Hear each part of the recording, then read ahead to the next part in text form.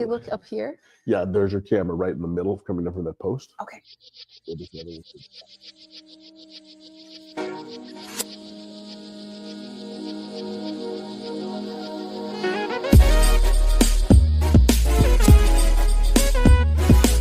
Welcome back to your community radio station, Rainier Avenue Radio.world. Juan Cotto touching base live. Actually, not live. We are from the headquarters here, though, at Rainier Avenue Radio at 4916 Rainier Avenue South. And we're excited to be over with the community campaign connection. We are done with politicking for a little while, although I think there's going to be some politicking in our future. But it's good to go back to some of the issues that we care about so much. And one of my issues that I love to talk about, and I'm so passionate about, and I'm so excited about, is soccer in our community. And soccer is such a wonderful game. I got my Seattle Sounder jersey on. I actually love this jersey. And with us today is Sasha Lee, who is the program coordinator for an organization called Seattle Scores. And we're going to talk to her today about some of the things that Seattle Scores does in our community and what an exciting opportunity it is to work with them. So welcome, Sasha. How are you? I am doing well. Thank you so much for having me on the show. I've been very much looking forward to this for, oh my gosh, I think the last 2 weeks now that you and I are kind of chatting about this. So huge fan of soccer, and I cannot wait to just get into the nitty gritty. I can't wait either. I'm still disappointed from the Sounders losing in the MLS playoffs to the Loon. I know. To those angry Loon. That was rough. Such a interesting mascot they have. They just make that fighting Loon look so tough. Oh yeah. And the Sounders came out in the extra time, and they ended up in a tie, as we recall, and there was the penalty kicks, and our goalkeeper, our backup goalkeeper, was out there, and he had to take a penalty kick and missed it. And I was like, I've never seen that. I've never seen the goalkeepers take penalty kicks before. Yeah, that's the first. It really was. Yeah, it was definitely a low day in the office, though. We all kind of got back in, and like everyone was wearing their jerseys, but not really wearing them. Like the disappointment was on their face, even though they're wearing like the jerseys on their bodies. That's such a cool jersey you have. Tell us about the jerseys there. Yes. Well, first of all, shout out to New Balance. They are our jersey sponsors for this year, and so every year we get a new set of jerseys for not only the staff but also for the kiddos. And so this one has the word coach on the back. And so whether you're on the ground with the kids or you're a full-time staff member, we all consider ourselves coaches just in the ways that we're showing up for the kids, for the community via soccer, poetry, and service learning. Tell us about you. You're born and raised here in Seattle. Yes, yes, I am. Tell us a little bit about your background and what attracted you to Seattle Scores. Yeah, absolutely. First of all, I have to give credit to my alma mater. I graduated from the Law Societies and Justice Department at UW Seattle, so go Dogs. Loved my education there. That really built a foundation for me in terms of understanding justice, but from a multifaceted level. So understanding it from legal studies, political science, public policy, sociology. And so all of that really helped to ground a lot of my professional career, which has been in democracy resilience work. So voter education, advocacy, free and fair elections, making sure that media remains fair and unbiased. But, that can be a grind. And so I was like, okay, I don't want to do mission-based work, but kind of take a softer approach to it. So now I'm doing more of the marketing and comm side, and I'm working at Seattle Scores. Well, you will always see free and unbiased media here at Rainier Avenue Radio.world. Oh, yeah. That is the truth. We are your community radio station, and those who follow us know that is true. Oh, yeah. What was the first time, your first memory of when sports and community actually changed something for you? And you said, so this is a cool interplay between the dynamic of sport and community. Absolutely. I think it's always one thing to hear it, but to like witness it and experience it yourself is another. And I remember growing up, so I spent some time in California in Orange County, and folks know that is an expensive place to live. Yes. And so I just remember, I was raised by a single mom, so the cost of participating in extracurricular sports, that could be a lot coming out of our pocket. But I remember one year we had heard that the ACLU had made it mandatory that our school district made sports free. And so I just remember coming home and it was just like $0 like on the bill essentially. And so then that prompted the school every year to have alumni come back and then basically have like a whole basketball tournament that was a fundraiser to raise funds for our basketball program. So instead of making families pay, it became a community effort. And I was like, this is so cool. This is such a wonderful way to like break down those barriers and make it actually a process of creating belonging and community instead of a process of, pushing people out. Because it wasn't about talent, right? It was about whether people could actually pay into the program. And that was like a really big first for me. And so I didn't actually really think about that until starting to work at Scores. And I was just like, yes, like everyone, especially young people, deserve to like see that and then be like, yes, because I'm worth investing in, and I shouldn't have to like pay my way to get into something to feel like I belong. Such an interesting paradigm. Right. When you're thinking about sports, especially from the youth level, we had programs here when I was growing up, and I think I shared this with you, that we didn't have to pay for. They had Pepsi. There was a Pepsi tennis program for those who wanted to try tennis, and my mom loved the sport. Arthur Ashe was. I'm dating myself, but Arthur Ashe won Wimbledon, 1975, well, he's timeless, so that's cool. He really is, and what he represented was timeless. Absolutely, and the exposure to tennis, and it's so cool that we have, you have Francis Tiafoe playing now, and very, very interesting thing in his family. Grew up in the tennis center on the East Coast, but very similar to the Williams sisters. I mean, hitting a ball off of a net at times. The dad in the movie in the King Richard, yes, going around and scrounging of all those tennis balls in a shopping cart. But that seemed to be the dedication that people have when you're looking at some of these sports outside of course, the American sports of football, baseball, and basketball. Absolutely. And providing exposure to young people and giving them some different ways to look at it. And it sounds like that's something that you've been committed to. Absolutely. And I think it's important. You really hit the nail on the head. It's like when you see parents running around, picking up the balls, they're driving their kids to practice. You have the teachers getting involved, neighbors. I think it just kind of breaks apart, I think, this initial paradigm of just like, you have your coaches, you have like your financially invested stakeholders, and they make up your sports experience. And it's like, no, it's your community, it's your family, it's your friends. And I think that just makes it far more compelling. And I think that's what makes it have like a lasting impact. As I've told you before, and I think most of the people who view our program know, I love soccer. I'm a soccer nut. And my buddy Ignacio Lobos, former writer at the Seattle Times, and I, we spend our summer going to a lot of the Sounders games. My buddy Rob Van Tassel, although he sits up in the elite section. He does come down and join us with the people, Rob. But no, we love the game. The game has always been fascinating to us. Tell us about Seattle Scores, and tell us about someone who had and make it come from the standpoint of someone who hasn't heard about Seattle Scores in terms of what you're doing to provide exposure to our community with soccer. Yeah, absolutely. Well, what was a really fascinating point for me to learn about when I first started at Scores was that Scores is a legacy of the 1994 World Cup. And so, the 94 World Cup, it had the world nervous, right?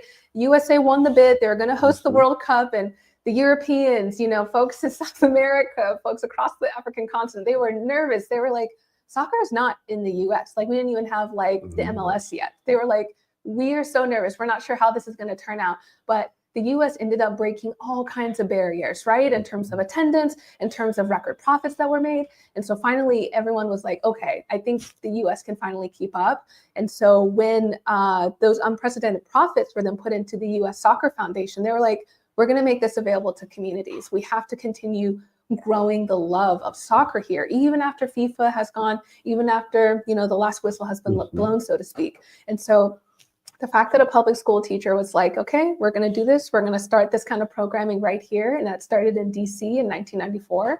And so I think for me, what makes Seattle Scores, which started in 2002 here, by the way, but what makes that so special is that soccer started as just the sport in and of itself, which, as you know, soccer in and of itself is special, right? It brings people together, it gets people excited. But what Scores does is we create a vehicle out of soccer. So now, again, we're creating community, we're creating belonging, we're building confidence in kids, and kids start to see that there's a deeper investment in them that just goes beyond like playing this sport. It's like, oh, now like we're learning about poetry. Now we're learning about, literacy and how to express ourselves and service learning components. So like now they've had all this investment in them, and now they pour right back into the community that gave to them, So I think that's what has made Scores such a powerful program. And I think long sustaining, just again, beyond like the powerful sport that soccer is.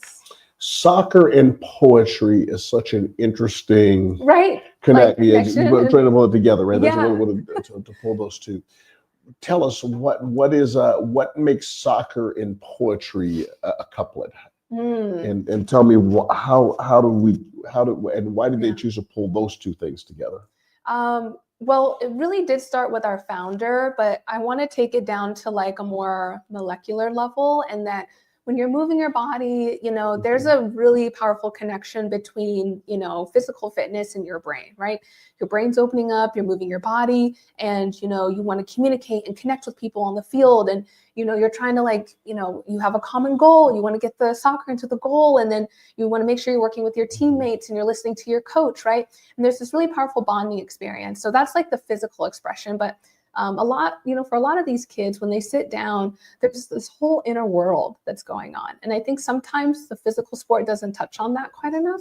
And so that's when you tap into poetry. And poetry allows these kids to really help to kind of illustrate, their emotions and find a way to tap into expressing those in a really positive and healthy way. And so it's kind of this really positive feedback loop that is created between those two things. Now, mind you, our founder was a huge fan of soccer and poetry. So I think our start is a bit simpler. But when you start looking at like the metaphysical, outcomes of what our programming does, that's what those two bring together for the kids. Creating positive feedback loops. And that's something that we do here at Rainier Avenue Radio.world. We create positive feedback loops and communication for the community, sharing music, sharing our love for people, sharing our love for sports, sharing our love for all sorts of political engagement on your community radio station, Rainier Avenue Radio.world. We are with Sasha Lee, and she is the program coordinator. What is your title? Give me the title again. Marketing and Communications Manager. She is the Marketing and Communications Manager. I will remember that. At Seattle Scores, which is the organization that is bringing soccer to our communities throughout the Puget Sound, King County area. Absolutely. I have, I'm going through an emotional time, Sasha. Okay, tell me more. I have an 18, yes, well, you could be my therapist. Yeah. I have an 18-year-old son who is in the third month of his senior year. And for the first time, I'm starting to realize that in June, he will graduate. 3 months later, he will go to school. And this family that I have headed, this family that I have led for almost 2 decades, he's going to leave. Oh my gosh. He's starting to get some college acceptance offers. We were so excited. He That's got his first couple. It really is. And it's such an emotional time for him. It's an emotional time for my wife. But at the same time, he has been such a big part of our lives. And I now, see it from a completely different perspective. I mean, when I left home and went to my college, I didn't even think about what my parents were doing. You never do. But and I never really heard until much later how much I meant to them, and it's always emotional. I'm starting to feel that now with him. Absolutely. And he's excited and he's ready to. Of course he is. So where he wants to go to school, he goes as far away from mom and dad as possible. No.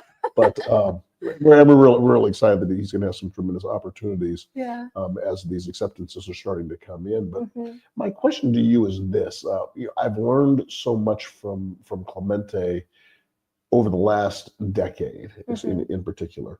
What are the things that kids can teach adults that we often forget? Oh my gosh, that's a great question. I would say dare to dream. And I know that probably sounds a little corny, but I think, I don't know, it's like we start living our lives, we start paying bills, we start, the priorities and the responsibilities kind of start building and then competing with one another. And then it's like, I really want to do this, but let me give myself a year because I said I would pay this thing off, or like, okay, let me do this, but let me remember to get that certification, or I said I talked to this person. But I think sometimes it's the intentionality of the dream. It's the intentionality of continuing to put your energy into something out there. And regardless if it comes in the next 3 days, 3 months, or a year, like knowing that it's coming and it's on its way. Like most kids are they're so expressive, like the way they just talk to us about, what they dream about in their lives, especially once they've worked through their poetry. they're just, oh my gosh, they dream so wildly. And I think about that, but I'm like, when was the last time I did that? I just dreamed really wildly, you know what I mean? And you and I were just talking about politics even before we went live here, and we were like, well, I don't know, is that a reasonable thing to do? Should the businesses or government be doing that? You know what I mean? And it's like, we get so kind of bogged down sometimes in bureaucracy, even beyond politics, just within our own lives. And it's like, we got to learn to tear those away. And I think that's what the kids have been really showing me for the last year. Something interesting. A very, very popular holiday movie is The Polar Express. Yes, so cute. And one of the things and we watch it every December 24th. Oh wow! And it's really interesting, Sasha, because we now the kids are older. I have a now a 12-year-old daughter who acts like she's 30. You know what? And she's 1 year early. Usually it's 13 going on 30, but people go, she has you wrapped around her finger. No kidding. she's got me. She just tells me what to do and I do it. But she knows I love her. But that's a good girl, Dad, though. She is, and she's a wonderful girl, no question. But we watched the film, and I think that at the end of it, when Tom Hanks goes into his monologue about even soon his sister Lisa stopped hearing the bell. Yes. And to me, that's such a great metaphor because I feel like as a parent, it's my obligation and it's my role to make sure that they always hear the bell. I love that. But having said that, I also have to make sure that I'm hearing the bell too. Yes. You got to set that example for them. Oh, absolutely. And the belief. And I think that, the Reverend Jesse Jackson, who's really sick right now, he said it one time, I think it was the speech here in Seattle, exercise the freedom to dream. And I think that that's one of the things you have to, no matter how hard it gets, no matter how high the bills get stacked, no matter how much the debts are, you have to exercise the freedom to dream. Oh, I agree. And hopefully people continue to do that. And that sounds like that's one of the principal characteristics of Seattle Scores. It is. And, kids, they may not be able to articulate it, but you can see it, in their behaviors, the way that they're showing up with their peers, the way they show up with their mentors, the adults around them. Sometimes their kids are just like, well, that doesn't matter. Well, this doesn't, you know what I mean? And you kind of see that defeatist like body language in them. And then there's the other kids that get up and like, come on, let's do it. It's just the audacity of hope, and I think that's contagious for the other kiddos too. And again, they can't quite put the words into it, but as soon as they really start to kind of clamor around the energy, it just starts all repeating amongst each other. And then finally it grows into something where, they say it at like one of our red carpet poetry slams, or they're talking to their parents about it. And that's when it's really powerful, because then the parents come to us and they're like, I have never used that word or that language in my household, and yet they're using it after they've come home from Scores. And I think you guys must be doing something right. And that always feels great. There's always the perception about children from underserved communities. Yes. And I hear so many different things. And I think sometimes in terms of conversation, people tend to make statements really without fact. It's almost they're using the urban legend or a myth or something that they've heard not only second and third hand, but fourth and fifth hand about young people. And I think you and I both know absolutely that kids in these communities are just as motivated. They are just as hungry for knowledge. They are looking for different ways to express their talents, and whether that's through theater, arts, sports, or through the written and just academia. What is to you from your and growing up here in Seattle and growing up and being so committed to this mission? What is something that people get wrong about underserved youth? I think you've really hit the nail on the head in terms of capacity. That's always the first one. I think underserved kind of translates into doubts. It's like, oh, well, if you're in this situation, we're only going to put you in the college prep classes. We don't want to challenge you and put you over here. Or like, well, you've been kind of acting up in class, so we're not going to treat you to like this thing over here, because now you're like, you're not saying that there's an opportunity for them to grow and then to evolve into doing, those fun activities with their peers. They have to stay here because that's who they are, right? And so for a lot of these kids, they feel like they're stuck in one place. It's like, well, if that's how they see who I am, then that's how I'm going to see myself. So that's the big thing. I think the other thing is it's the desire. The desire absolutely is there. So when you match desire with capacity, then you know that, they are interested in it. And once they start moving their bodies, they even if we get them active for just 30 minutes, they get back into the classroom, the intellectual curiosity just expands. They're like, what is this book? What does that word mean? What's a stanza? They start comparing all of these different things in the world. They're like, I see this I see this in my community. Is this the same thing that we can try to tackle in our community service project this year? Like, they're connecting all of the dots. Again, kids are just little sponges. And so I think, right, aren't they? They absorb so much. Sometimes where you're like, where did you hear that? You're like, where did you get that word from? I'm going to talk to somebody. But I think, and then the last piece here is, and I think what we've been really seeing, because we've been seeing at the federal government level where there's a lot of, grant making opportunities that unfortunately have been cut short because there's a lot of words, there's a lot of things that now can't be said to articulate and illustrate like what communities and what types of communities are being served. And so now we have to use different wording to describe these people and these circumstances in these communities. And so I think a lot of folks are like, well, now, yes, in some ways we've been cut short, but now it's like, well, there's still other ways to describe situations that these young people in these communities are going through. And so I think vocabulary and just word usage as a whole is so critical to maintain the dignity of the folks and communities that we serve, but then still accurately describing what's happening. What would you say is the real crisis that Seattle Scores is looking to serve, having the answer that you just gave? Divestment. Divestment is the real crisis. Again, we're seeing it from the bottom up, from the top down. From the top down, we're seeing at the federal level, starting in school year 2026, there could be an estimate of $100 million cut from school budgets across Washington state. We're already seeing that fourth graders are reading or 2/3 of fourth graders are not reading their reading levels. 1 in 6 kids in Washington state are going hungry. So we're seeing that now food insecurity is rising. So all of these pieces are coming. And again, remember I was talking earlier about the group project.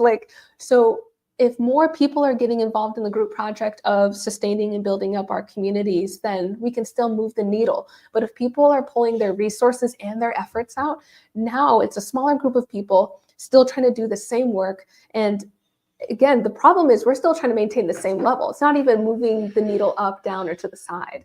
And so that's, I think, the real issue here, and what Seattle Scores is really trying to get creative with in terms of our partnerships here in the next year. Let's delve into the issue a little bit, because it's so interesting to hear you speak about these things in Seattle. Yes. Of all places. I know. Seattle. And it's so interesting. This is a town with such immense wealth. There are some wealthy people here in this town. There are some wealthy businesses in this town. Those wealthy businesses pay really, really high paying wages. And then they start up companies and hire more people. And we have some really, really, really wealthy and what comes with wealth. At the same time, we have some poor people here too. We have some challenging, and there's some tension, obviously, in the most recent elections here. That tension showed up. But let me ask you this question: how does that tension show up in your work? That is a great question. I would say the first thing I've seen actually is in transportation. So a lot of the fundraising that we've been doing in the last handful of years has been trying to meet these transportation needs of a lot of our families. So when we talk about game days during our spring season, when we're just trying to get kids to and from school, when we're trying to make sure that, any special events and activations that we have, getting kids out for that, transportation is the main thing. So making sure that parents are available. But, like I was saying earlier, we've seen public transportation expanding, but then it's the access to public transportation that has been shrinking. So we're trying to make sure that we're building that into our budget, whether it's through a chartered bus, whether it's through the Yellow School Bus, and we're working with the school district, right? Making sure we're getting kids to and from. But the other pieces, again, that have been showing up is it's also the food insecurity. the cost of groceries are continuing to rise in the neighborhoods that we work in. Something that kind of keeps me up at night is that, kids, of course, we offer free healthy snacks for these kids, but sometimes, kids feel like they have to sneak to take more. And it's like, this is something you don't have to take from us. We're giving to you, we're pouring into you. And so that's something that we're continuing to work on. How can we make sure that, we can even reframe ourselves as like part of like a food pantry, right? Like you can come in and, take advantage of these pieces here. But I think really the biggest thing at the end of the day is like the divestment from public schools. That's really where we're seeing the biggest crisis here, because that means that funding is being taken from special education programs, free lunch programs, again, so back into that food insecurity piece. So we're like, okay, we are an after school program. So once that bell rings at 2:30 or 3 o'clock, how are we stepping up and, providing in all of, providing across all of those spaces within 90 minutes a day. And that's a lot of pressure, but we're still trying to show up, making sure that we're paying our teachers fairly as well, because they need to be paid for their extra time. But again, we're really trying to focus on partnerships that helps us to kind of spread the responsibility. So even though there's some folks kind of pulling out of that group project, we can still like sustain the work that we're doing right now. You ultimately give kids a voice. Yeah. I'm just wondering from your experience and your perspective, what happens when you give a child who didn't realize that they have a voice an opportunity to be heard? What happens to that child? I'll tell you this much. Some of them do not stop talking at first. Sweet Albert. I think of him. He's, oh my gosh, the moment we got him to open up, I don't think he still stopped telling that one story after we let them out for summer break. I think he's still like, and then, when kids keep telling their stories, but no, but in all seriousness, the kids really do open up, and it's always the verbal part at first. They're talking, they're telling stories, and then we're like, okay, let's channel this into some creative storytelling. Let's get this into your poetry. And then once they get a little bit restless in their chairs, then it's like, okay, let's get you outside. And then that's when they really start taking leadership out on the field. And they're like, okay, let's do this and let's move over here. And guys, I have an idea for this. And everything comes pouring out. And, I always like to tell people, I'm like, it's kids, so not everything comes out, purely constructive. Sometimes it's just pure raw energy. But you don't want to cut that down. You don't want to stop that. It's kind of like turning on the faucet and you just let it flow, keep letting it flow, because eventually some gold nuggets come out of that. And I think there's like a moment where a child says something and they recognize it and we recognize it and we're like, oh my gosh, it's like, I don't know, it's like digging for treasure. And it's like, okay, that's a little piece of treasure that you can take home with you. And then the parents recognize it and they're like, wow, they like really opened up about this thing. I think this is something they want to pursue in the next year. And we're like, great. And so that's really the gift at the end of the day, is their voice. And then we can tell the stories. I'm in marketing, so I package it up in a way where we can tell donors and supporters, like, this is what Albert discovered when he discovered his voice. But that gift is truly with the kids first, and then it's with the families. She is Sasha Lee. She is the marketing and communications director at Seattle Scores, and she digs for treasures. She is digging for treasures to allow kids to share their voice, and then they'll maybe someday come. Maybe, Albert, we will have you on your community radio station, Rainier Avenue Radio.world. But for right now, we are going to take a 3-minute break. And when we come back, we'll talk more soccer, more youth development on your community radio station, Rainier Avenue Radio.world.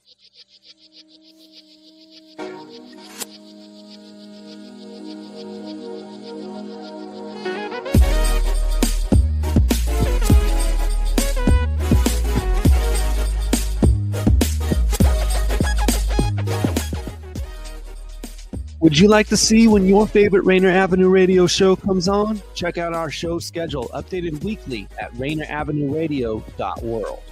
Sediment cleanup of the lower Duwamish River has begun. The U.S. Environmental Protection Agency and the members of the Lower Duwamish Waterway Group, which includes King County, the City of Seattle, and Boeing, have begun sediment cleanup of the Lower Duwamish Waterfall Superfund site. This important environmental project will address sediment pollution and help restore the health of the Duwamish River. Starting on the waterway's upper reach, construction activities extend from the South 102nd Street Bridge down straight to the Duwamish Waterway Park. Over the next 3 years, in-water activities will occur from October to February, ending in February 2027. Visit ldwg.org to learn about the upper reach cleanup and sign up for email updates. 1, 2, get down!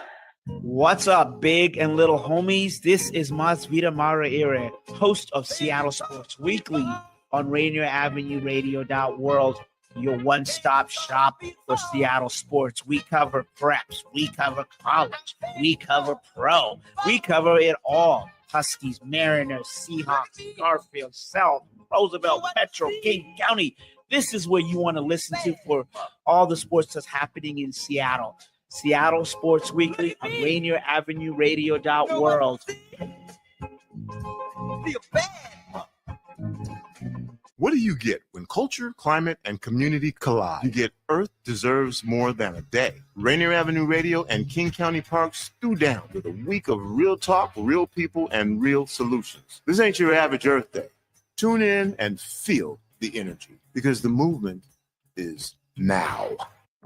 Women Empowerment Talk Radio, your community connection to business success. Tune in weekly to Rainier Avenue Radio.world. Listen and learn from local and national guest speakers, providing resources and knowledge for the everyday business owner.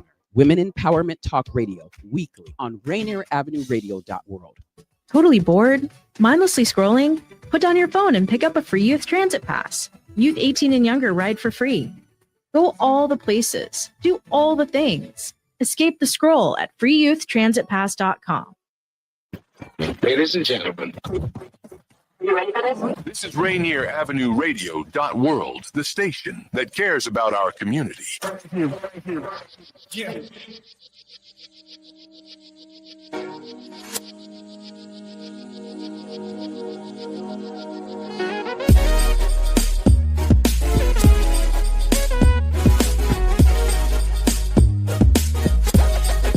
Welcome back to your station, Rainier Avenue Radio.world. Juan Cotto with you from Rainier Avenue World, Rainier Avenue Radio.world headquarters here, 4916. Out. There's nothing cool concerts there, though. Element, we've been doing phone shows here. Always go to the Rainier Avenue Radio.world website because you can find out what the latest happenings are going on down here. And I'm telling you, a lot of people go walking by, and these are stories that I get from people here in Southeast Seattle, Central Seattle.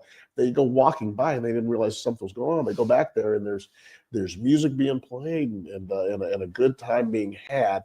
And, you know, we need to get out and have more connection personally, and this is a great place to do it. So please check the schedule of events going on at Rainier Avenue Radio.world. I believe we're going to be doing some basketball games this year, Daniel. So, keep your attention for that because high school basketball season is starting. Arguably, this is the best city for high school basketball in the entire United States. I mean, you can see professionals every night. Understand there's a young man transferring from Los Angeles to Rainier Beach High School who will be on that basketball team, only upping the level of competition in our city in the sport of basketball. I understand he's a fantastic talent, and it's going to be really, really exciting to see him play. And I'm sure that we will do some games here on Rainier Avenue Radio.world. But today we are talking soccer.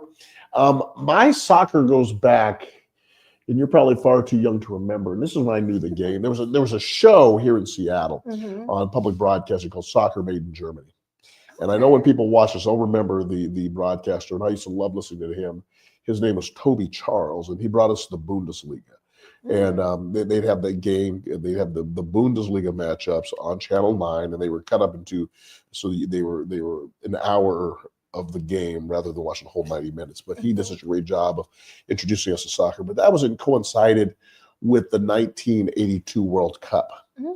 And I don't know how you could watch soccer and not be a fan of those Brazilian teams because of the flair they had. When you watch Brazil play soccer, there's football arte. In South America's football arte, the art of the game and the music and the sound and different things, and the way they move and the dance and all that element into it. Then in European football, it's football risolto. So I mean, the football in Europe is about winning. And so they will pack their defenses in, and it's just not real pretty to watch sometimes. Especially in Serie A in the 80s. Serie A was not attractive to watch because it was all kind of a defensive type of soccer.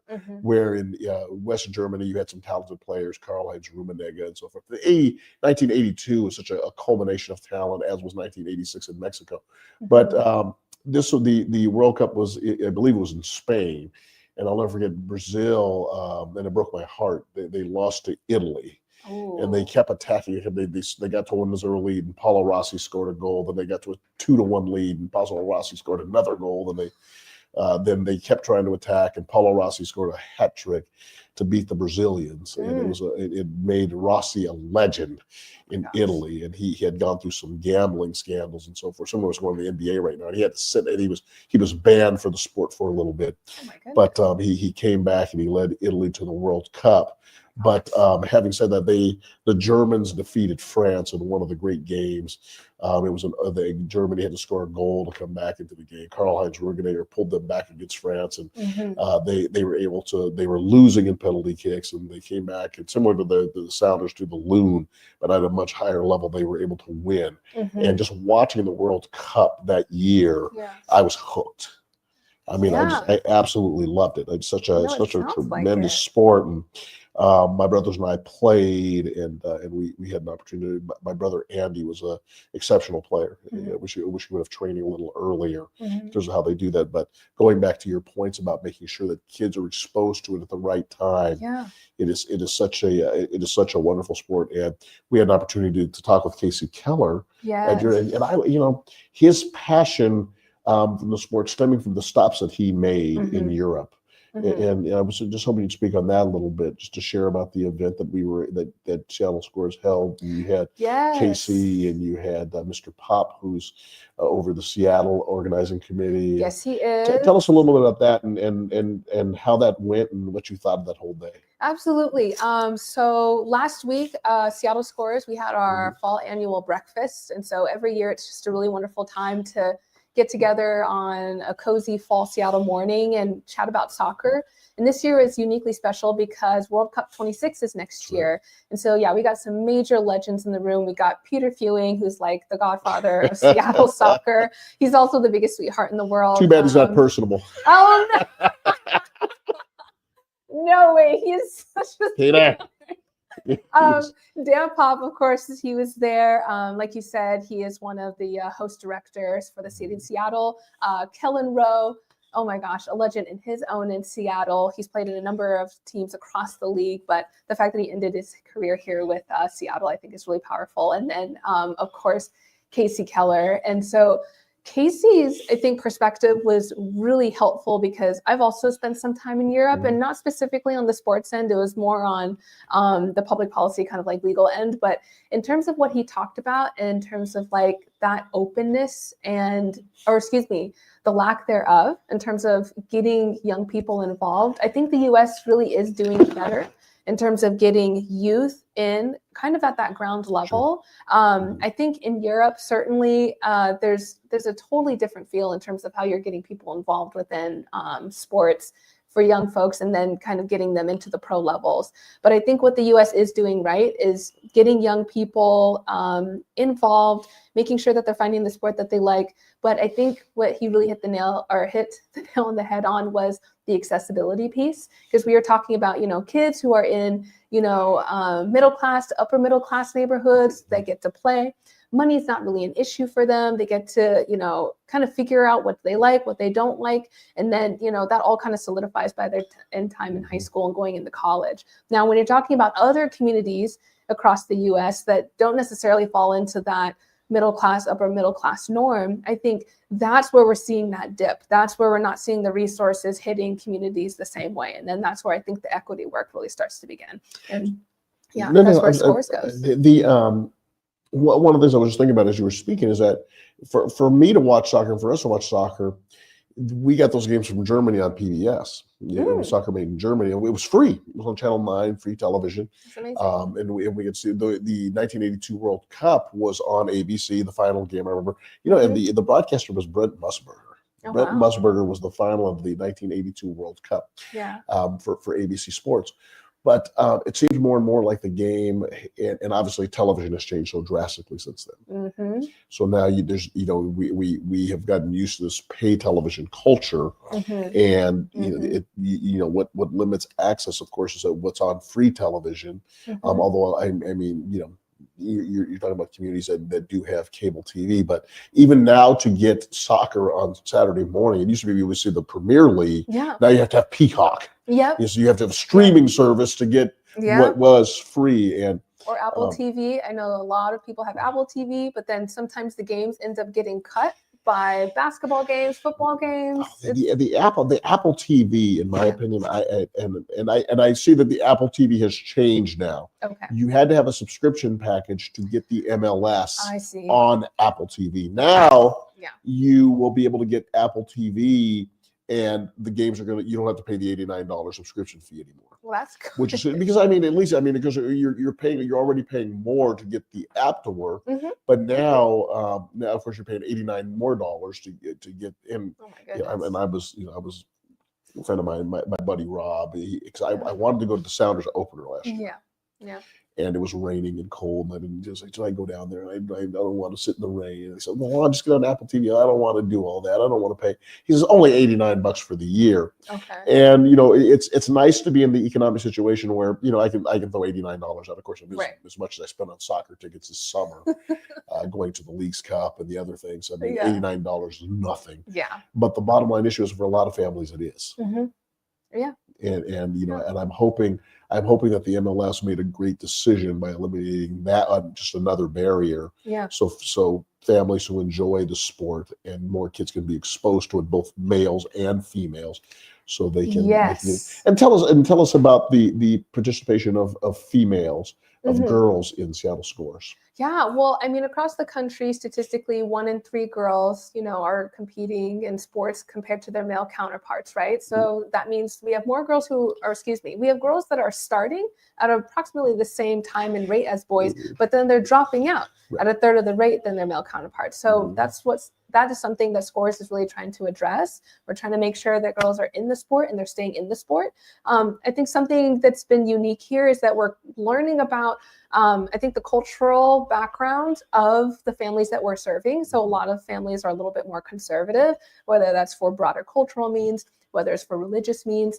And so sometimes, having girls involved in sports hasn't been a norm for them. So we've been trying to kind of break down that barrier and kind of talk about, okay, well, what are ways that we can still get these girls involved in sports, keep them active, healthy, creating these healthy lifestyles. But then also, talking to the parents and kind of introducing, these new set of norms for them and, helping them to see that there is a lot of positive benefits that come from their girls participating in and staying in sports, right? Like, kids who are in sports, they tend to do better in school. Mm-hmm. They tend to read better. They have higher math scores, right? And so school is very important to them, making sure that they get to college, they graduate on time. So building those connections has been really, really important. But otherwise, we've been making some really great connections with like King County, Equity Play. Mm-hmm. And they've been a huge part in terms of, again, kind of creating a new set of norms around getting girls involved and keeping them there.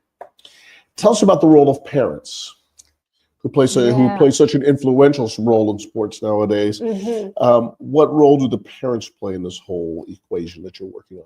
Yeah, I mean, they're critical. I mean, you should see them at our Saturday game days. I mean, you see the dads and the moms, they're like, go, okay, close, no, give us space, okay. Like they're just totally coaching and directing from the sidelines. It's really fun. You see all, like, not even just the parents, you see extended family, you have cousins, play cousins, you have everybody who's coming out and supporting these kids. So, I mean, the community support is there, and that is huge. And the really fun part about being in marketing is that I get to go around, I get to interview folks and kind of talk to them like, okay, what changes are you seeing in your kids? What changes are you seeing in your home? What do your Saturdays look like now than they used to look like maybe a year or two ago? And all of them, it's such positive remarks. All of them are so thrilled to have their kids involved in this program. And now there's, again, earlier we were talking about like that audacity of hope. There is hope in terms of like, my kid can participate in sports and it's not going to break the bank and it's going to help them grow, not just as, athletes in terms of developing them physically, but it's also helping their minds. Mental health issues are now not as much of an issue because, kids, they feel like they're expressing themselves. So they're not as sad, they're not as frustrated, they're not as angry. Sometimes kids, when they don't have these outlets, they just have anger that just kind of sits on the surface and they don't know what to do with it. They don't know how to process it. And so sports, and specifically, of course, soccer for us has been the big thing. But yeah, the parents have just been our number one fans. And I think the really amazing part is that we answer to them always. So like if anything's going wrong, if there's anything that we could do better, we're always hearing from the parents first as to how we can improve. And that's honestly the best way to do this job. Do you ever feel like you're doing the work that schools or the parks department or even government should be doing? Yeah, no, just kidding. I don't want to blame anybody. I'm calling you out. Yeah. You should have sent your check in a month ago. No, I think the big thing is, again, it's a group project. So, we have wonderful relationships with like Seattle Parks and Rec. We work with Seattle Public School District, Highline Public School Districts. Of course, we're seeking to expand. And so these are our partners in this work. So it's never a matter of, we're doing your job. It's like, well, you're putting in your piece of the puzzle and we're putting in ours. And then that's building the bigger picture. Again, the issue also is that when people are like, we're not putting in our puzzle pieces anymore, or like we're putting in a couple pieces, but not like we used to. And so now you guys have to create the pieces, put them in, color them yourself, all this stuff, things that we didn't even budget for in the last year. And so that's been really the challenging part. So now it's more of okay, who can we find to maybe supplement what has now been taken away? And then also thinking about, okay, what can we do internally to kind of rework our programming and our strategy so that we can fill those gaps, but do it sustainably? Because we don't want to say, okay, now we want to be in 10 to 15 more schools, but we're not doing it well. We still want to make sure that we're meeting our marks, we're paying people well, and then we're also moving the needle for these kids. What would it look like if every neighborhood had Seattle Scores in it? Oh, man, that just puts a smile on my face. that would be so wonderful. I mean, one, I think mental health issues, I think would decrease, right? Because like I said, these kids are expressing themselves. So we have, kids who are not as angry, they're not as sad or depressed, or if they do if they do have these complex emotions, they know how to work through them, whether it's through poetry or through sports. If that doesn't work, they have such a strong network of coaches, of mentors, teachers. They have a whole network. They know that there are so many people and resources that they can tap into. So that would be the biggest thing for me. And then I think at the end of the day, again, there's constantly going to be these variables that are moving in and out that could change reading scores, that could change graduation rates, or, it runs the gambit. But I think consistently it's the well-being of the child. If that child, we can feel like, has maintained a sense of, real confidence and, stability, I think, for like that school year, that calendar year, just because of the score sites. I think that's a huge one in our book. She is Sasha Lee, and she is the Marketing and Communications Director at Seattle Scores, which is a program that focuses on pulling together the most positive elements of youth sports, particularly soccer, with the most positive elements of spoken word and poetry, giving children a voice in their community. And like I said, one day maybe we'll see some of these kids on your community radio station, Rainier Avenue Radio.world, and they will do their shows. We might even do a soccer game and have young people out there participating and making things better, in their communities throughout the Seattle area. And we are very, very thankful for this program. I, of course, as many of you know, love the sport of soccer, decked out in my Seattle Sounder gear, looking forward very, very patiently for the new soccer season to begin. And then for those of you that love the World Game, guess what? Next year here in Seattle, the World Cup will be coming to Seattle, and I believe there's going to be a couple of group games, and we also get one of the first round playoff games.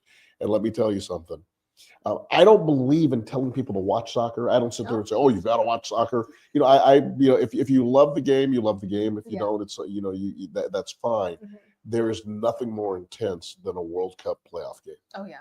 And it'll be really excited to see how it all shakes out. Mm-hmm. New tournament format this year for the World Cup, but most importantly, there will be games in Seattle, and the months of June and July are just going to be spectacular. Always, as they are weather-wise, and then with this tournament here, an estimated 750,000 people will be coming to visit Seattle. Oh my gosh.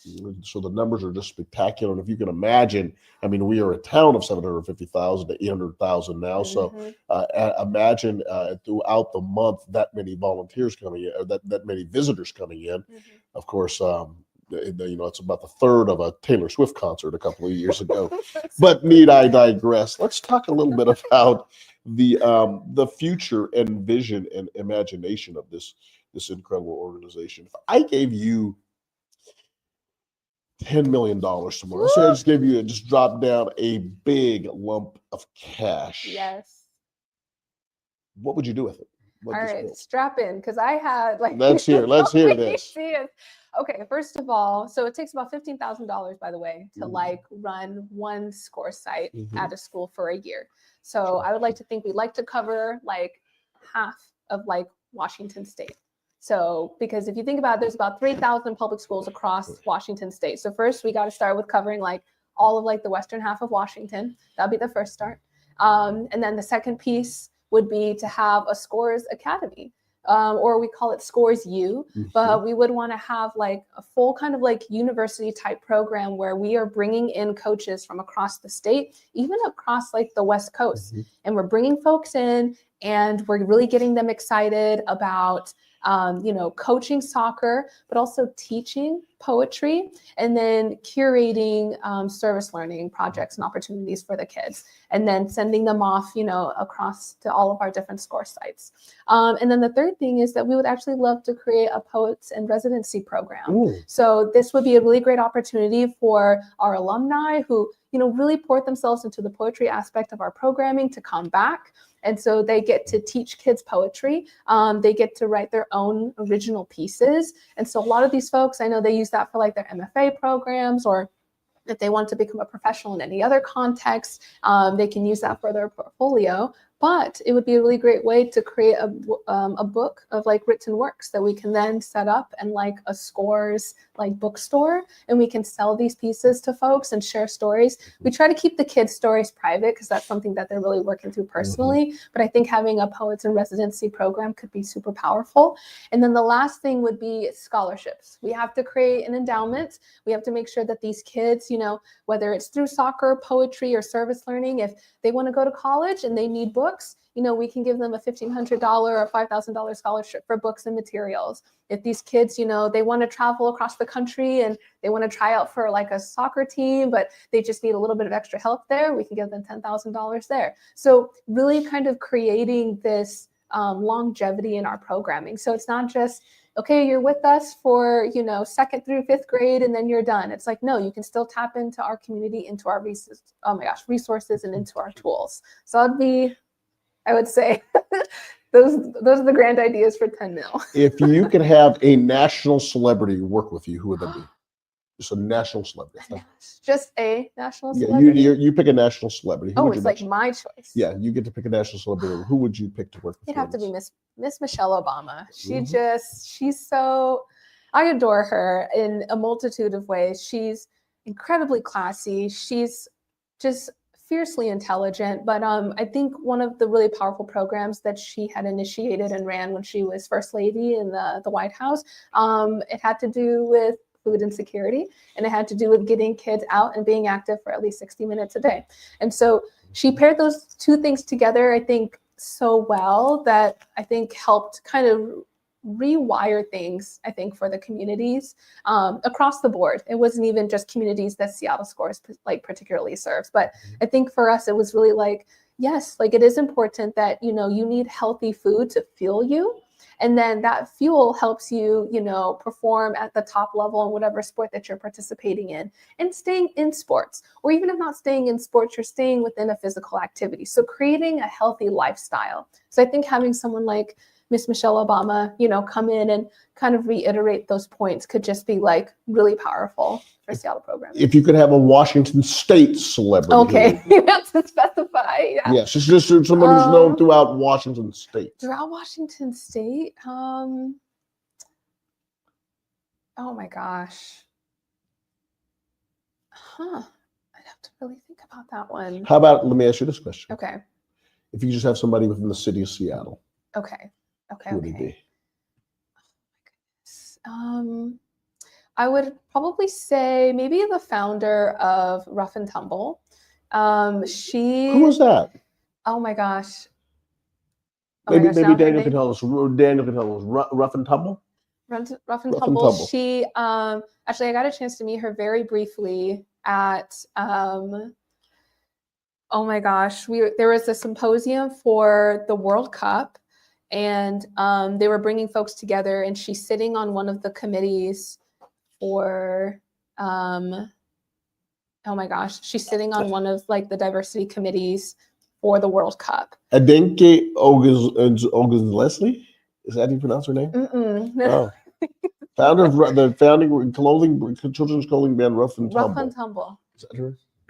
Let's see. These are the types of things we do on your community radio station, Rainier Avenue Radio. We go to our phones to find this information. Here we go. Jen Barnes. Jen Barnes. That's so much easier to pronounce. Thank you. That's something. Jen Barnes.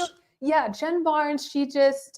I got the chance to see her speak, and I mean, I spoke with her ever so briefly. I got a chance to say hi and just let her know it's part of Seattle Scores. But the way she has, I think, the Rough and Tumble Pub. Yes. Rough and Tumble Pub. Okay. Yes. Okay. Tell us about it. She's also opening up one here, actually, in Columbia City, I believe. Really? Yes. And so, I think what's been so cool about seeing her work is, again, we were talking earlier about getting girls in sports and making sure that they're staying there. And I think for her curating this space where you have, you're just showing women's sports, like women's sports all day. And I mean, through there, I think I've gotten exposure to so many different sports, specifically in the last year, I would say rugby. Rugby has been now added to like kind of my list of women's sports that I'm now watching. And so I think having her involved and having her, again, talk to our communities and work with our partners and being involved with us in a way where,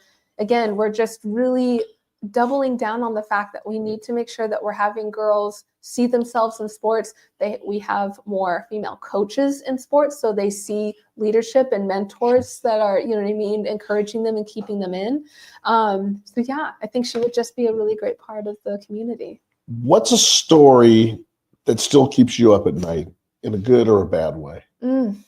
What when you hit your head on the pillow, what keeps you? Oh my gosh.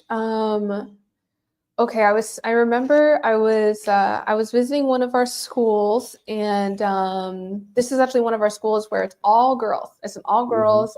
This is John Muir Elementary. Sure. And this is our only score site, that is all girls, and which I love. So I get to sit down and chat with them. And one of the girls, we were having a poetry segment, and she's like, I don't know what to write. And I was like, well, what happened to you this morning? And I just kind of like asked her to walk me through her day. And she was just sharing so much with me. And just within, I think, a 10-minute conversation, I got the ins and outs of her home dynamics, of her neighborhood, how safe or unsafe she might feel walking to and from, her bus stop, like with her grandmother, and then finally getting to school, and then how she feels heard or not heard by her teachers. And then, she was saying, yeah, well, sometimes, the boys or this certain group of kids will tease us, and I feel like they don't say anything. So she's walking me through her whole day. And then, and then now it's like we only have 90 minutes with these kids. So it's like